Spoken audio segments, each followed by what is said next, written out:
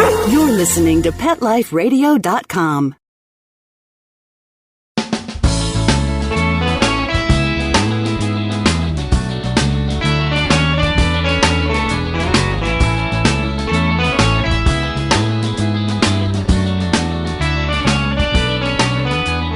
Welcome to Save a Pooch on Pet Life Radio. I am your host, Beverly Isla. Thank you for tuning in.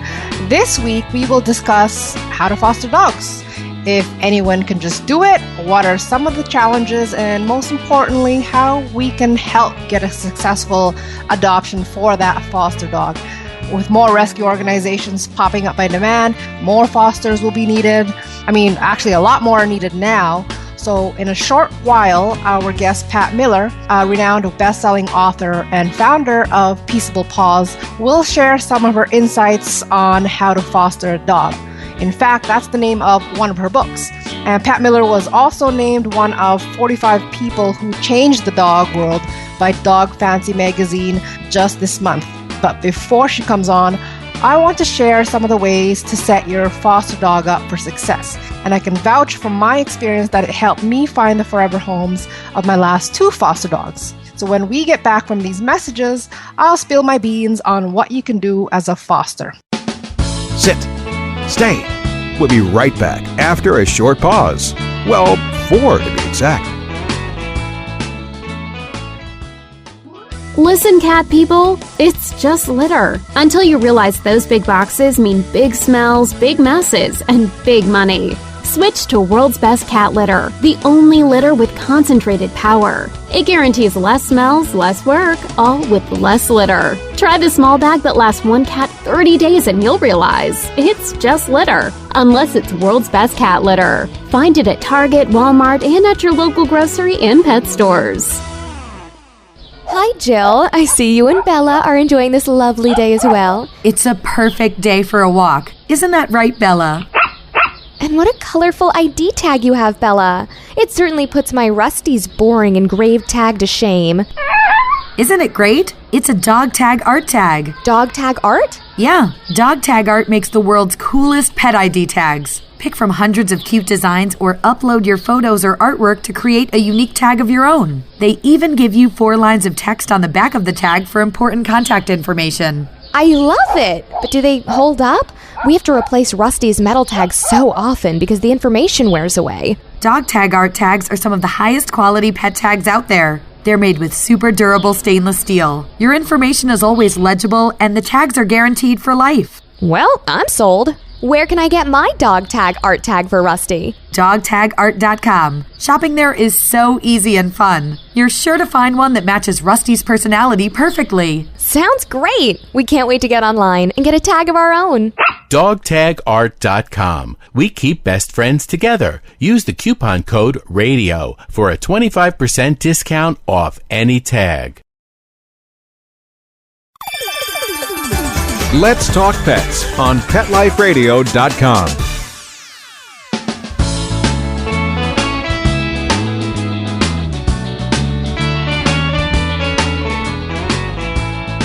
Welcome back to Save a Pooch. We are talking about fostering dogs, and before our guest comes on, there are ways for fosters to bring out the best in their foster dog.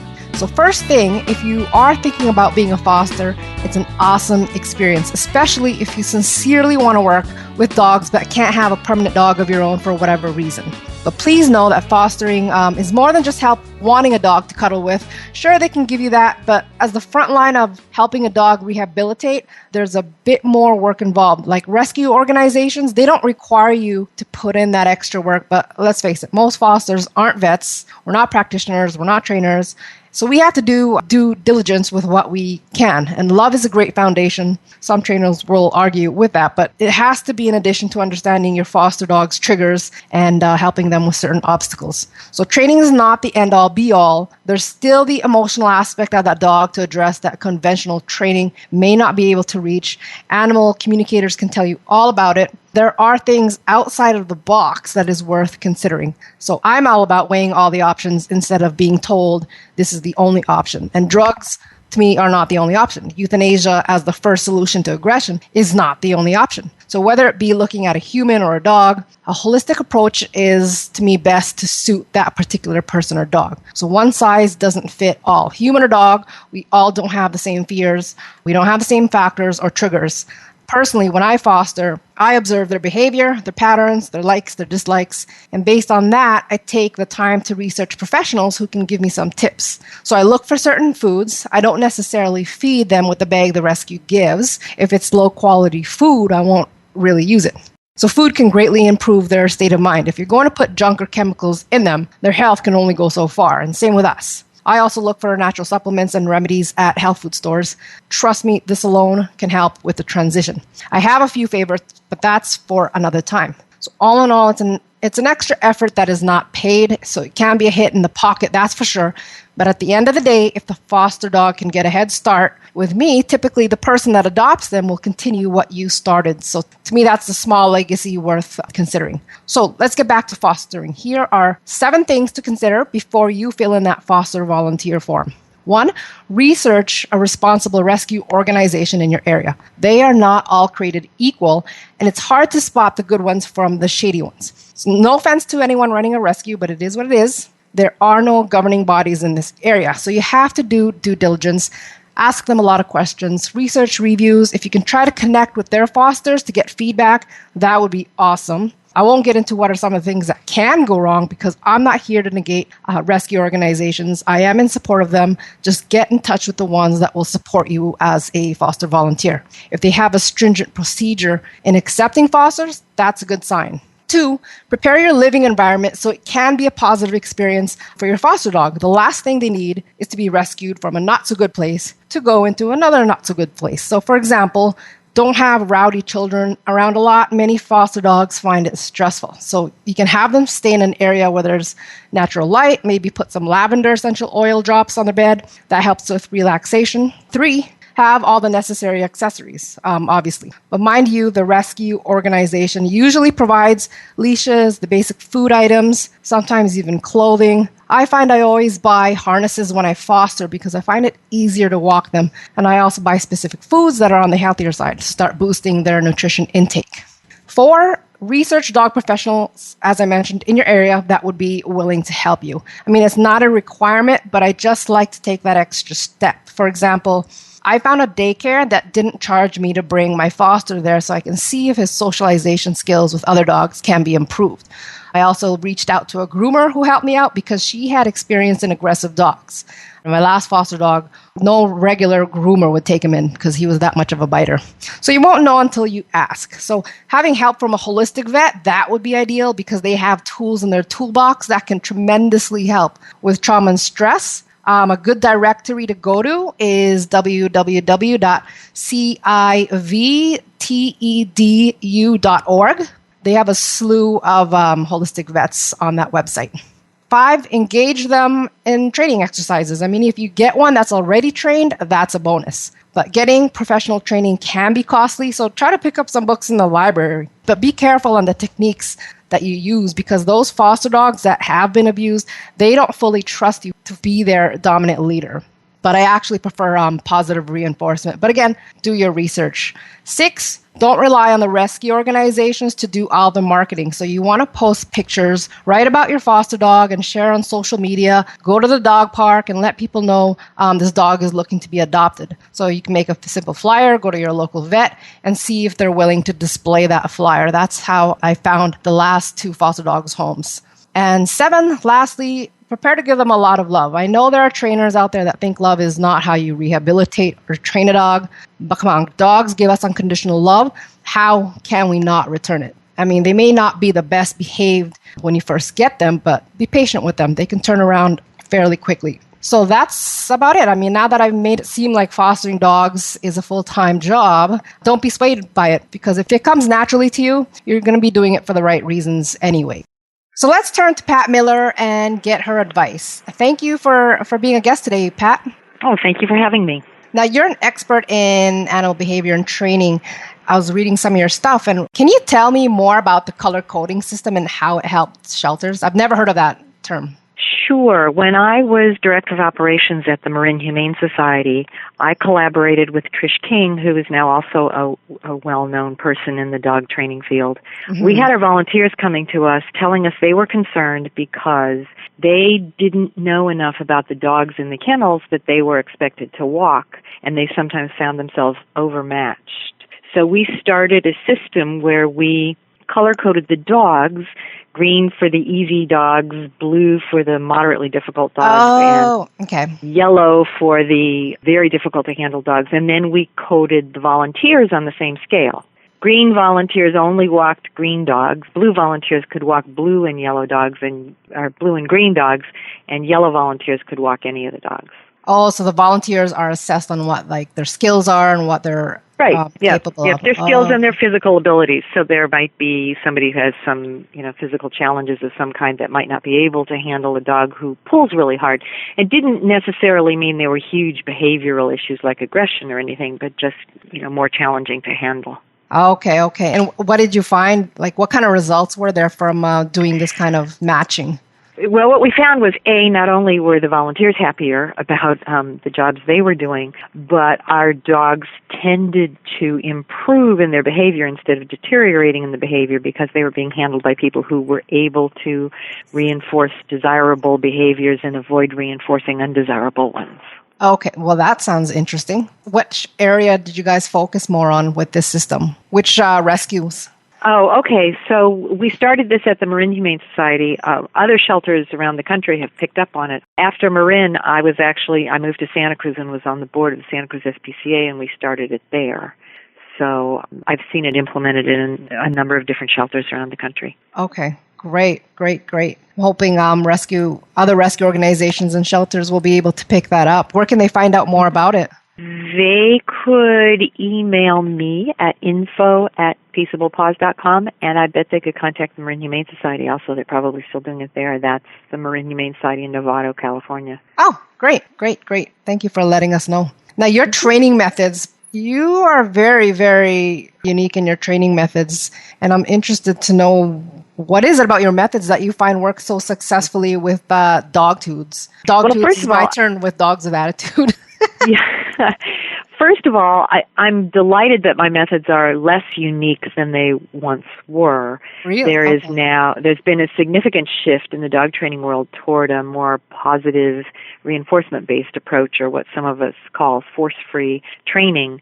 I was sort of early on in that shift, but now there are many trainers that use those methods. And essentially, positive reinforcement-based training avoids confrontations with dogs. Whereas some of the old-fashioned training methods deliberately are confrontational. And so what you call dogs with attitudes, yes, we figure it's our job as the supposedly more intelligent species to be able to figure out how to make things work for those dogs without using force and coercion, and it's the force and coercion that cause the attitudes to erupt. Gotcha. And I can imagine, like with rescues that already have trauma, forcing them into something else would be detrimental. What we'll do is we'll continue with our topic right after these messages from our sponsors. Sit. Stay. We'll be right back after a short pause. Well, 4 to be exact.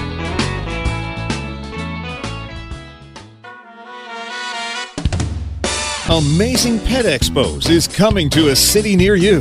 Admission is always free, and your pet is welcome. Shopping, adoptions, free nail trims, discounted shots and microchipping, agility, a pet costume contest, and much more. Plus, meet the guys from Animal Planet's hit TV series Tank and Pit Boss. Online at AmazingPetExpos.com. Bring your pets to the Pet Expo.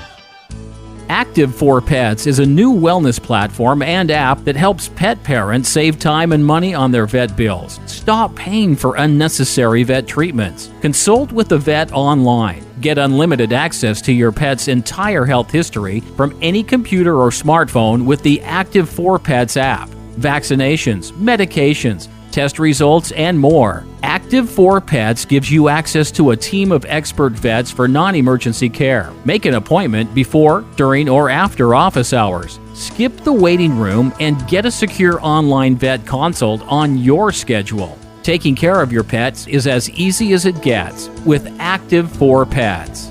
Ready to try Active 4 Pets? Listeners get 40% off a 1-year membership. To get this great offer, use promo code PETLIFE on the sign-up page of active4pets.com. That's ACTIV, the number 4, PETS.com. Or call 888-512-2848. Let's talk pets Let's talk pets on Pet Life Radio. Pet Life Radio. PetLifeRadio.com.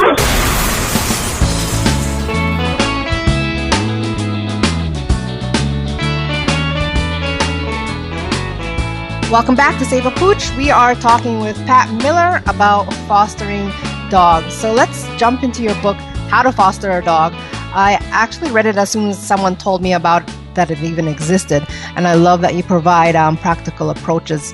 What are some of the top things fosters need to do as soon as they bring a dog home? Well, I'd like to back the truck up a little bit there because there's a lot of things fosters need to do before they bring the dog home. Oh, yes. Let's get into that.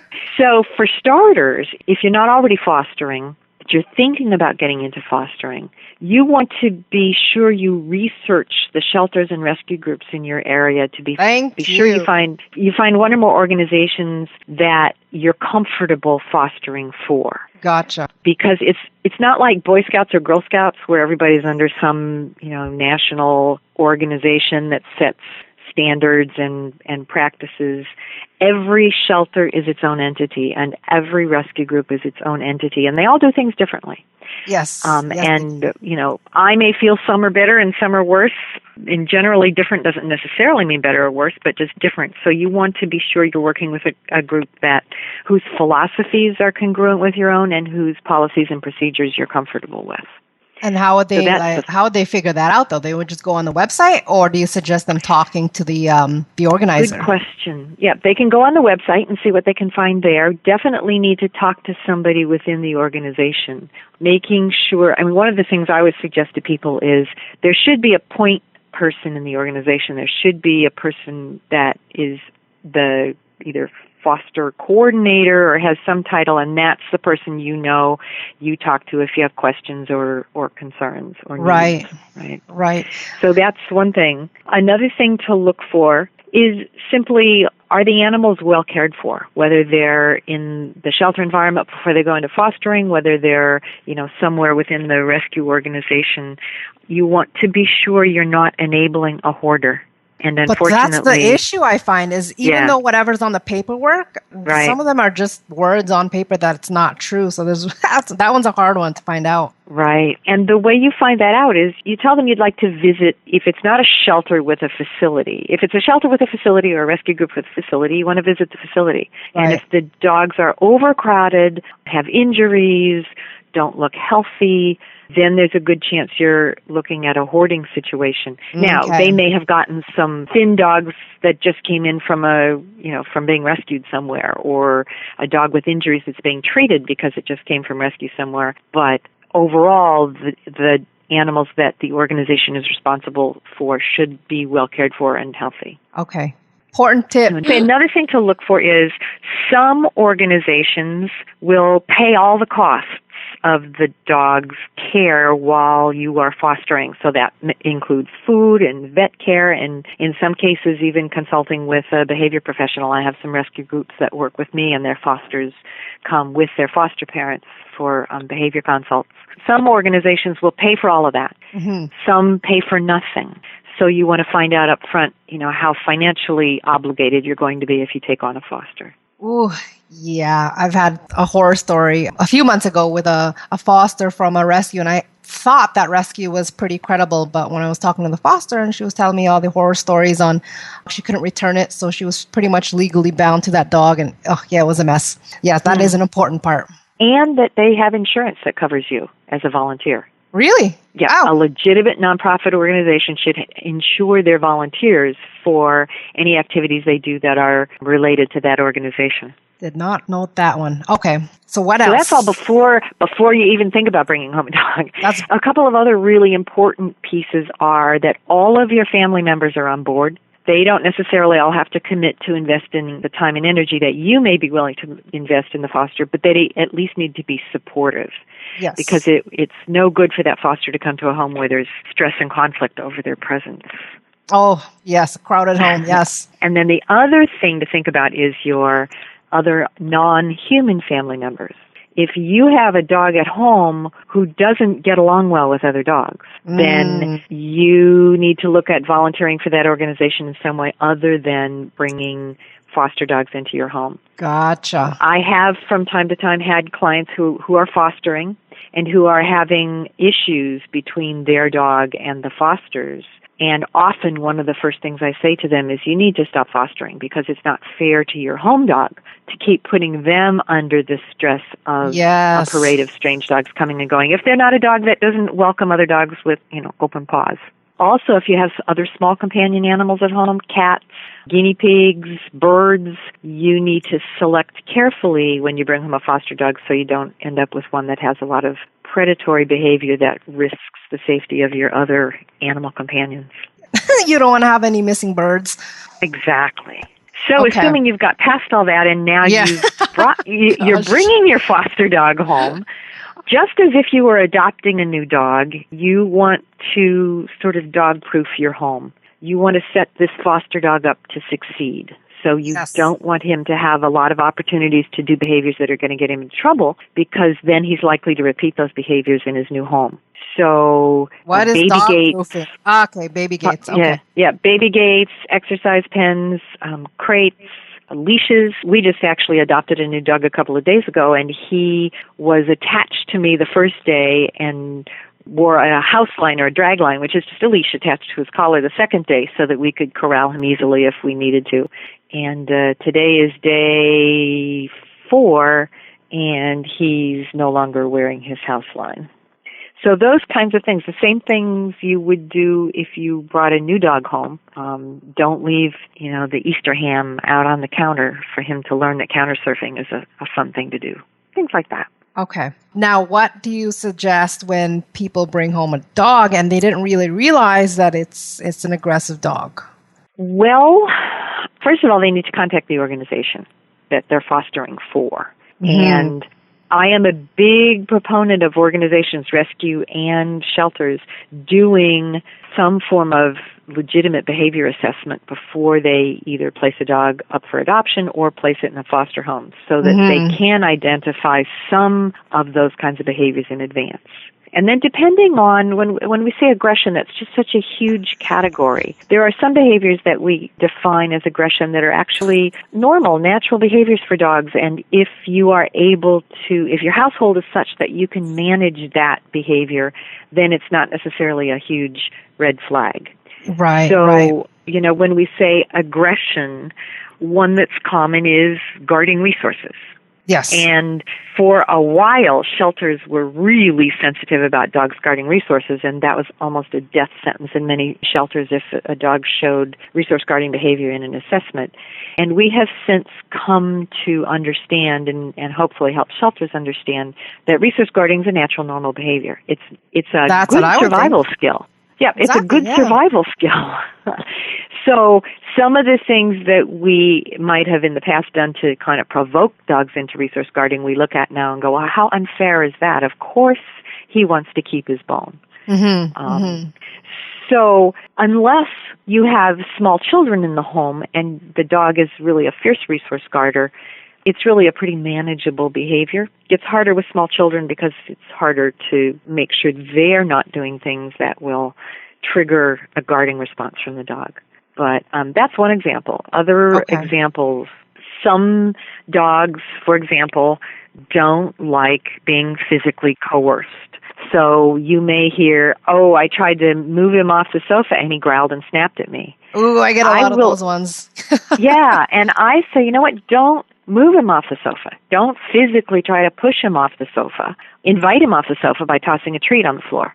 Teach him a cue. Off means jump off the sofa and you'll get a treat on the floor. I mean, I don't physically coerce my dogs off the sofa. I invite them off, and they have learned, they're trained, so they have learned to get off. So I do very little physical manipulation of my dogs. It doesn't mean that they haven't been taught that they can be handled if necessary.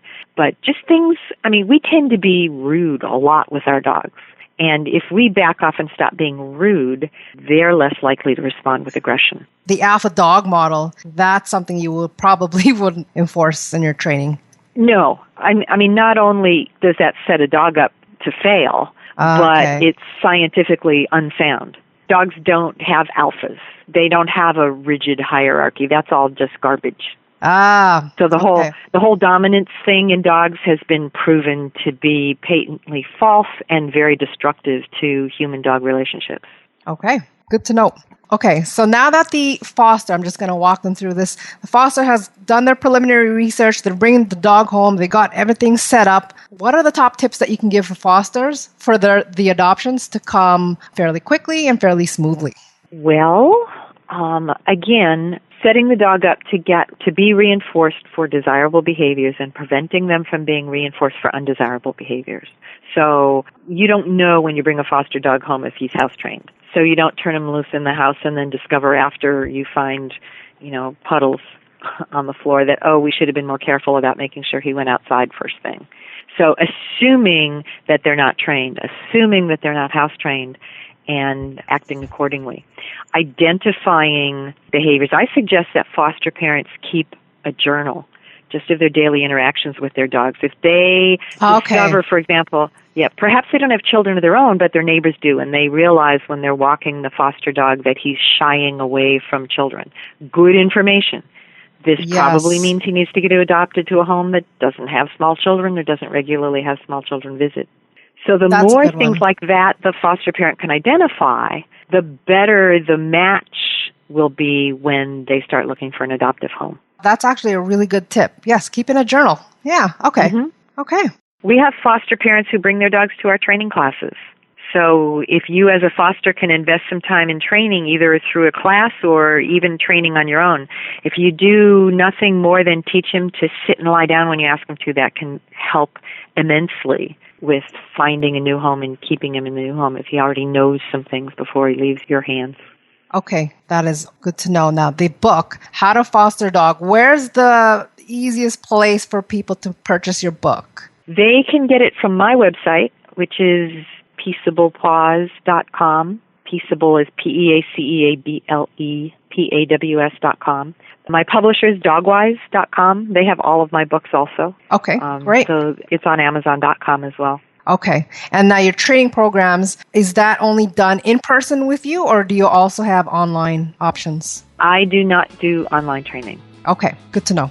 Okay. Well, thank you so much, Pat, for being an encouragement to anyone looking to foster. If you'd like to know more about her work and training programs, you can check it out. Again, it's www.peaceablepaws.com. We are out of time, and I'd like to thank Pat Miller and our show producer, Mark Winter, for making this show possible. If you have any questions, comments, or ideas for a show, please email me at beverly@petliferadio.com. So until next time, spread animal compassion.